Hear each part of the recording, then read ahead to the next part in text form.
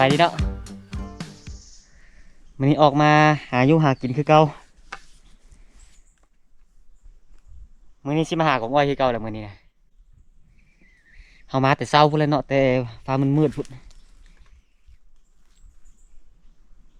มานั่งยิงหน่อยนึงละแต่ว่าบ่ได้ทันเปิดคลิปเนาะเพราะว่ามันมามืดแท้มืดว่าเฮากระติดสโคปบ่ได้เนาะเฮานั่งอยู่เทิงพุ่น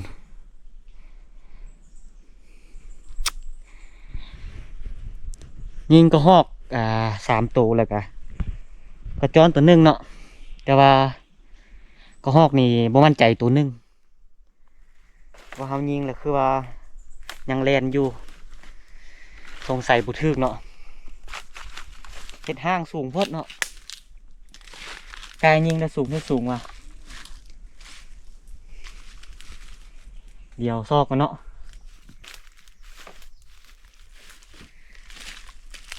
โอ้ตัวนี้ว่ะ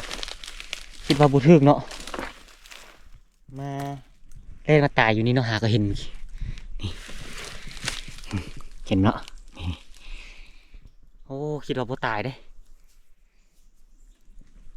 เห็นยิงแล้วเล่นทุช็อตหนีเนาะอ๋อ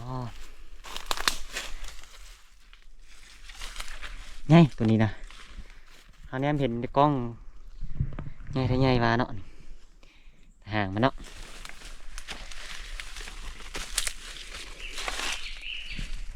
โอเคเห็นตัวหนึงเนาะ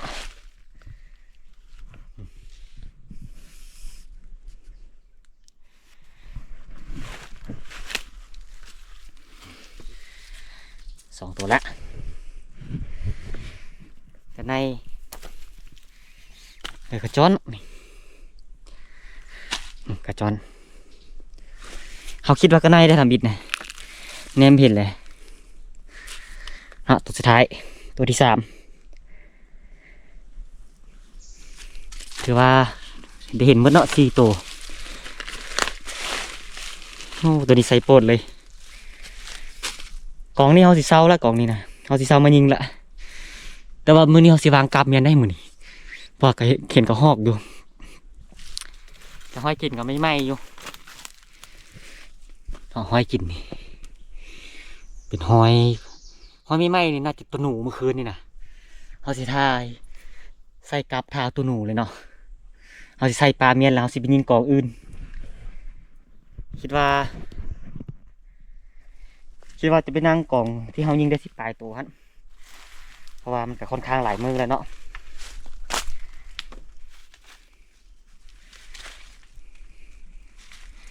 โอเคเดี๋ยวจะวางกลับเลยกันจะไปกินข้าวนำทีมงาน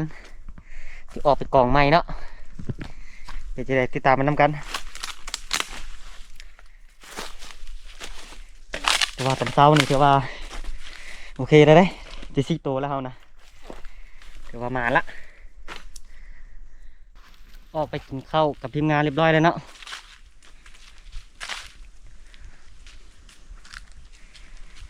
ก็เจ้าเฮ็ดลามกับฮอกแซ่บดีทีมงานกับพวกมันไปได้ทีมงานกับได้ฮอกผู้ละตัวแต่อีกผู้นึงหัน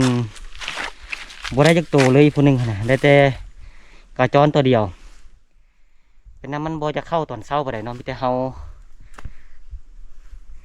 าคนเดียวที่เป็นเข้าเนาะโอ้เนาะลืมย่างไก่เขาวางกับไว้อันกองอ้อยเก้าเฮายิงอันคลิปที่แล้วนี่เนาะ4 อันเนาะมาแต่วางกับไว้แต่เช้าแต่มันมืด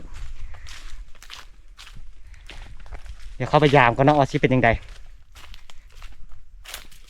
ถึงหอกถึงอย่างอยู่บ่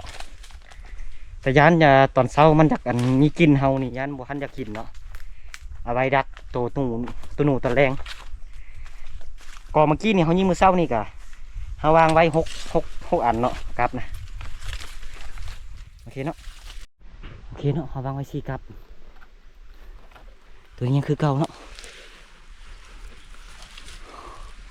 ตัวนี้ก็ยังคือเก่าแต่ว่าตัวนี้นี่รูดเนี่ยโอ้เสียดายขนาด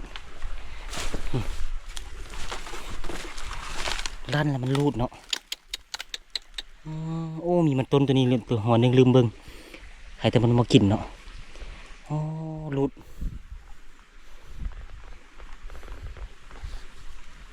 มันก็หอกตอนเช้าบ่หอกกันในนี่แหละ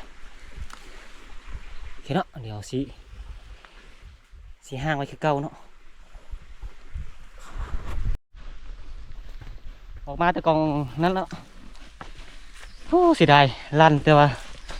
หลุดห้อยตีนมันหยาดลายอยู่ได้เนาะเดี๋ยวสิไปเบิ่งมันต้นกองที่เขากองไว้7 มื้อก่อนเนาะว่ามีห้อยกินบ่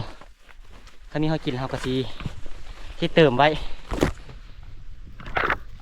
แล้วจึงสิไปนั่งกองที่เขายิงได้10 ตายเนาะ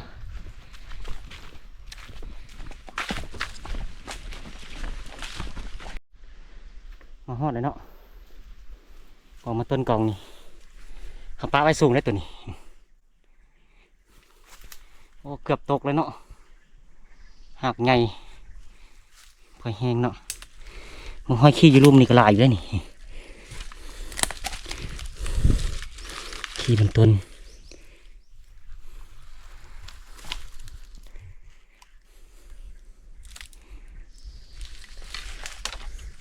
โอ้เขาห้อยไว้นี่เพิ่นเน่าเนาะนี่เอาปะไว้สามหัวเนาะเดี๋ยวขึ้นไปเบิ่งกันเนาะเป็นยังไงห้อยกัดนี่ห้อยขี้คือว่าเป็นขนุนน้อยเนาะแล้วเน่าไวขนาดมันต้นนี่เป็นยังไงวะแต่ว่าห้อยบ่หลายปานใดเนาะพอมันต้นเขาไว้นี่ครบหมันเลยหัวนี่ก็ยังหัวนี่ก็ยัง4 หัวแล้วก็หัวน้อยนี่เลยถือว่ายังมาทุกหัวเลยว่าอาทิตย์หน้าจะเป็นยังไงเนาะคือว่าเน่าแล้วนี่อ้ายหัวใหญ่ละเน่าทิ่มละโอเคเนาะยามันที่หน้าค่อยมาเบิ่งกันไหมเป็นยังไงกะตอนนี้ก็ติดสโคปเรียบร้อยเนาะระยะประมาณ10 เมตรลงมาละ10 หา 7 เมตรนี่แหละเนาะระยะนี่ถือว่าบ่ไกลเนาะถือว่าจำจี้เลย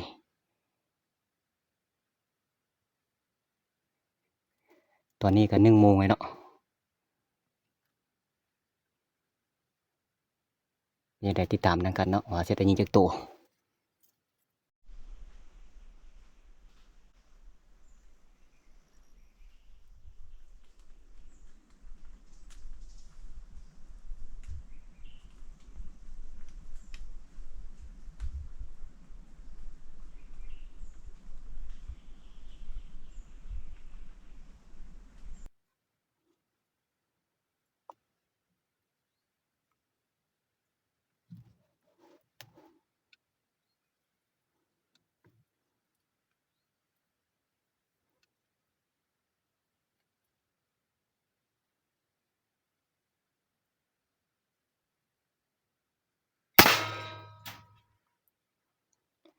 เรียบร้อยเนาะกันในโอเคเนาะมาเก็บกันในก่อนตัวทำอิฐเลยกันในตัวนี้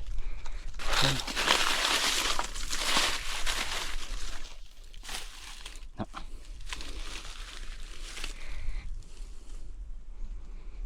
โอเคสีน้ำก้อนต่อก็บัดนี้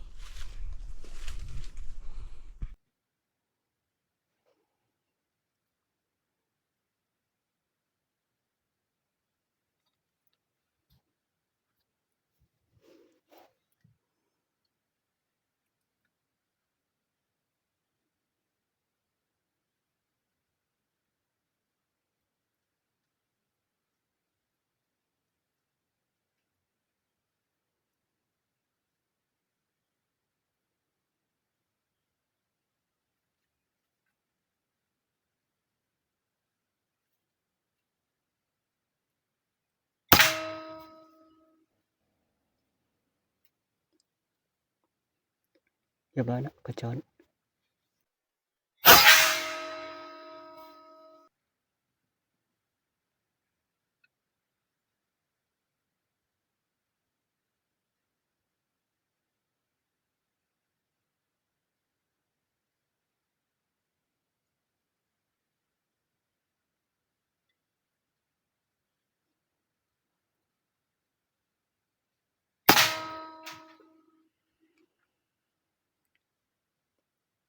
เรียบร้อยเนาะกระหอก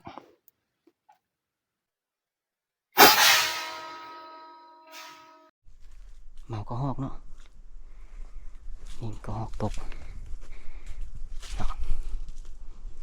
ยิงอยู่ถึงนี่เนาะ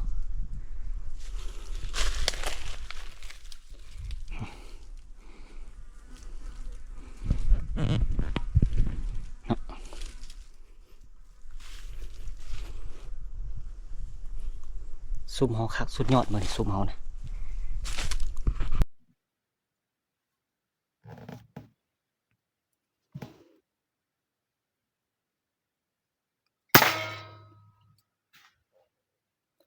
เรียบร้อยเนาะตกกระหอกเก็บกระหอกเนาะยิงเอาอยู่นี่เนาะมีบาทหนึ่งเนาะบูทึกอยู่นี่ตัวผู้เนาะใหญ่ดีนะ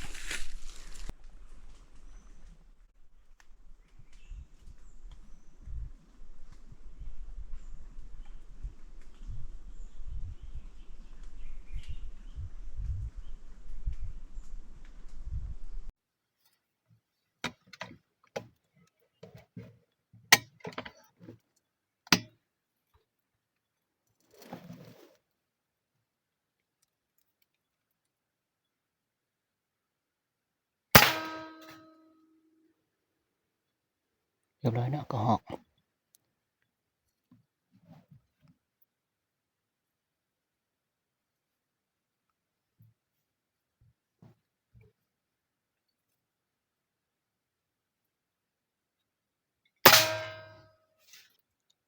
เรียบร้อยเนาะกระหอกอีกแล้ว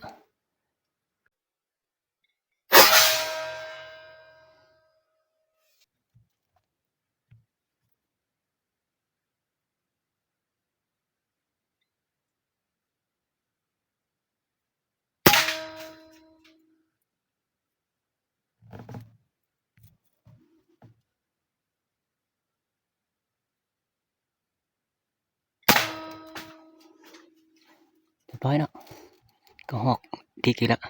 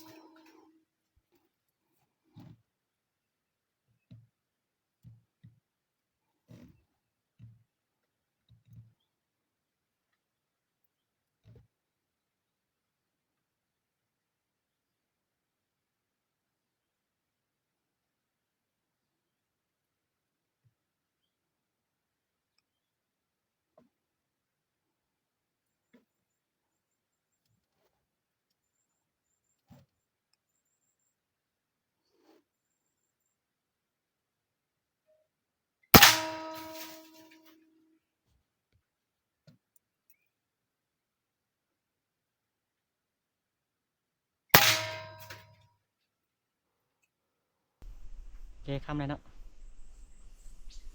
ที่ว่าได้ยินกระหอกหลายบ้านอยู่สมควรอยู่เนาะประมาณ10 15ตัวเนาะกระหอกเนาะแต่ว่าทึกแท้ๆนี่ประมาณ12 13เลยเนาะเฮายังบ่เก็บประมาณ2 3ตัวเนาะแล้วจึงไปเก็บเอาสิท่ายิงหนูเนาะเดี๋ยวติดสโคปก่อน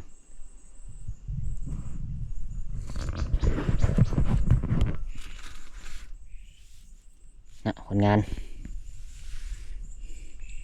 หางเป็นพวดอยู่เนาะโอ้คักกองอ้อยกองนี้เสื้อเลย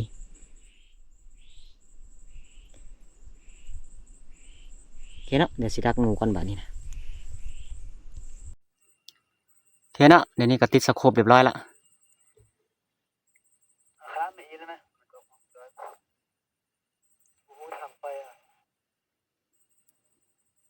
นี่เนาะคิดว่าน่าจะแจ้งดีอยู่เนาะตัวนี้แม่นกระหอกมากินแต่ตัวเดียวเนาะน่าจะแม่นตัวหนูกินเนาะสไลด์กระหอกมันมากินอยู่นี่เนาะแถวๆนี้เนาะ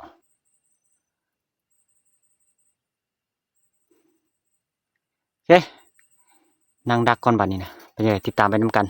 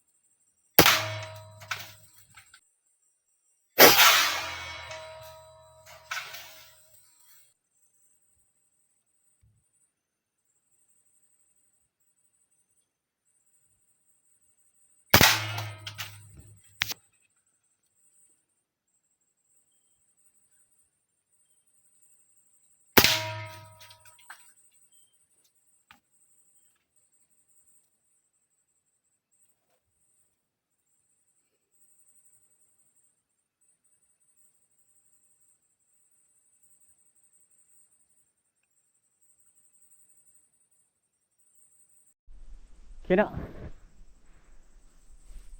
หนูคือสิบมาละหนูสไลด์แต่หนูน้อยหลายให้หลายมาเนาะให้ยิงตกลงนี่หนูทั้งหมด4ตัวเนาะเขายิงเนาะ5กับหนูน้อยนี่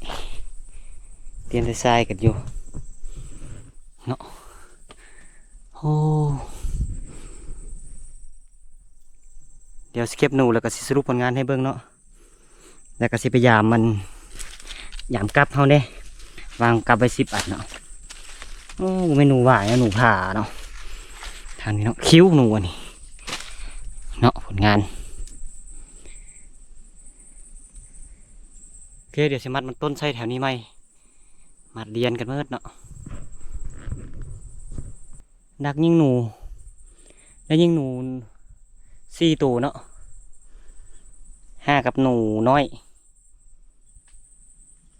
แล้วก็กระหอก12ตัวกระจอนตัวหนึ่งเนาะเขาคิดว่ากระหอก13ตัวเนาะมานับผิดได้ยังไงวะเขาคือว่านับถึกอยู่นะว่าเป็นหลุงเนาะเนาะผลงานโอ้กองนี้สุดยอดเลยกองนี้มาเธอไทยบีดก็ได้10 ปลายตัวเนาะอันสุดนี้ก็10 ปลายมาเนาะถือว่าเฮานี่สมควรอยู่ได้เนาะมื้อเช้านี่ก็ได้3ตัวเนาะกระหอกนะแล้วก็หนูแดงบ่แม่นหนูแดงกระจอนตัวหนึ่งเนาะพอดีรวมกระหอกนี่12เป็น15เนาะ15ใส่หนู4ตัวเป็น19เนาะกระจอน2ตัวเป็น21เบาคักๆมื้อนี้เฮานะมาน21ตัวเนาะเดี๋ยวไปถามทีมงานก่อนทีมงานก็ได้ยิงแต่หนูทีมงานกระหอกว่าบ่ได้ยิงหลายปานใดโอเคเนาะยังสิไปยามกลับอีกอยู่นี่ยามกลับเนาะ4 ด่างนี่มันน้องใส่เราหยาบและถือหนูแดงตัวกองแถวอ้อยไว้ทำอิฐ ตัวนี้ถึกหนูหวายเนาะหวายน้อยยังสี่ด่างเนาะสมมติเป็นยังไงเดี๋ยวขึ้นไปเบิ่งก่อน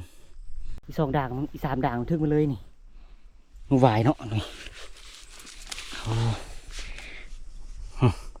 ตัวนี้ก็ฮอกยังพ่นตายเนาะเดี๋ยวข้าวก็ทั้งลุ่มเลยมันเจอถึกหนูแดงอีกด่างนึงเนาะเขาใส่5ด่างอยู่นี่6ด่างเพราะว่าที่ถือจะด่างเนาะบ่ถือด่างนึงละทางเทิงนี่ลันละมันหนูน้อยเนาะหนูน้อยก็ได้เนาะโอเคเดี๋ยวสิเอาแล้วก็สิเข้าไปหาทีมงานเนาะโอเคพอหาทีมงานแล้วเป็นยังไงเพิ่นนี่นะมื้อนี้โอ้เจ็บแขวนำได้อารมณ์บ่ดีผลงานบ่ดีอะได้หนูไว้แต่5ตัวบ่เห็นฮอดหน้านะเนาะบ่เห็นฮอดหน้าก็ฮอกเนาะยิงฮอกก็ยิงบ่ตายบ่ได้เลยทางนี้ได้เป็นจังได๋ได้ก็ฮอกกี่ตัวได้ฮอก5ตัวมื้อนี้อ่ะ5มันแล้วนี่เนาะหนูเด้หนู3เป็น8เนาะโอ้คนนี้ทางนี้เด้ทางนี้บ่ได้ปะล่ะได้ฮอก5ตัวหนูไว้7ตัวโอ้เป็น12เนาะของเฮาสิ20ปลายได้ของเฮานี่นะเป็นโตอย่าให้เบิ่งซะนี้เนาะเบิ่งไกลๆเอา